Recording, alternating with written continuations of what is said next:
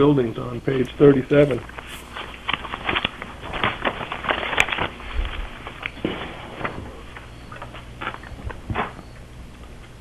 Telephone, I used the run rate so that I took June basically and doubled it, which is showing that we're at 12%, and we have been overrunning telephones consistently.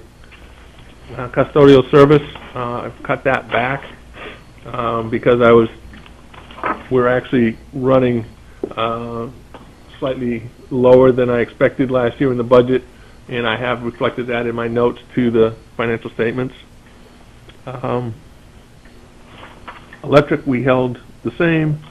Heating fuel, once again, run rate, and so it dropped that down. Water, we're expecting to have an 18.7% rate increase coming from Aquarian, and so we've tried to reflect that in all the budgets. Good idea. We're fighting it then. Definitely. And then basically the building maintenance, we have looked at the projects, but it really comes down to is that the last year's budget at 29.9, 9,000 of that's contracts, and then the other 20,000 is for repairs as necessary, and we are using that money this year. You can see through July we had put in 26,000 already. It's slightly down. It's down by 1/3% so it's $400 lower, flat budget. Questions, Mr. Pierce? Oh, thank you, Mr. Chairman. I thought 4 or 5 years ago, didn't we go out to look into telephones and cell phones and do a study to see if we could get a better price than what we were paying at the time? And Did that include landlines? I don't remember now. We've been with Bay Ring for quite a while. Have we? Yeah. Okay. And the fire department just recently changed over. They felt that they would get better service through Verizon. Really? Yeah. And they found out that the service went down and the price went up. And guess where they've gone back to? Bay Ring. Well, I've heard some good remarks about Bay Ring, but is Bay Ring one of the only other providers besides Verizon in our area, I guess? It's one of the major ones, yes. I know that several people that I'm familiar with use Bay Ring, and they're very pleased with it. Yep. And We get a really good response on it. And one of the people in particular is really a tightwad. He's worse than I am, and he likes Bay Ring. So there's a message there. But we've already pursued this, I guess, then. Yep.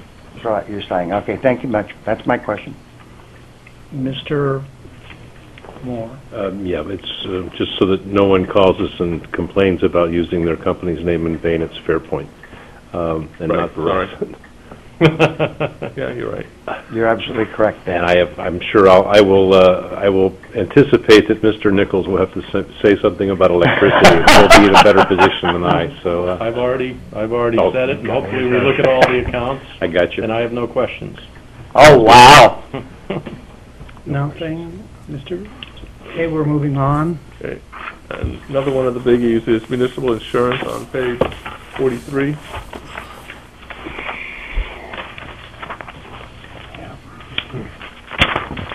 All right. One of the pleasant surprises this year is the health insurance.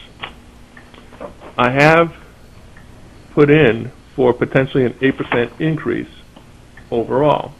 However, when you encompass all of the changes that were enacted through the CBAs, changing from one plan to another, those amounts of changes were large enough as a negative so that when I apply an 8% increase to it, it turns into a 1% increase overall. So this is the smallest change, and I'm talking $40,000, the smallest change I've seen in years in regards to the medical insurance. It's my understanding that we will get actual notification of actual rates at our October meeting. I believe we have, just setting the date, like I think it's October 15th, and we have a final adjustment on October 9th, 17th, 18th, whatever it is on the calendar. So that number we'll be able to put down. Life insurance is, I used an actual number, brought it up. There shouldn't be any real increase in there. Unemployment compensation, we've been experiencing, and we're a pay-as-you-go group for unemployment. We don't pay into the fund. If there's a draw, then we pay out. And we're finding that we're having a higher usage, and part of it is due to our winter layoffs. And so we're getting some, if you lay off a part-time person through the winter and you don't have a job, they can file for unemployment. So therefore, this is the first time I've put in for an increase in this account since I've been here. It's been running at $1,500, but usually we only have $500-600 at the most. But we're experiencing these winter layoffs, so that's why I've increased that account. Workman's compensation. The run rate of 271, and I'm going to look back at this again because as I put in my notes to you, we've just received an adjustment, a $22,000 adjustment to it. So we're actually going to come in at the budgeted level of for 2012.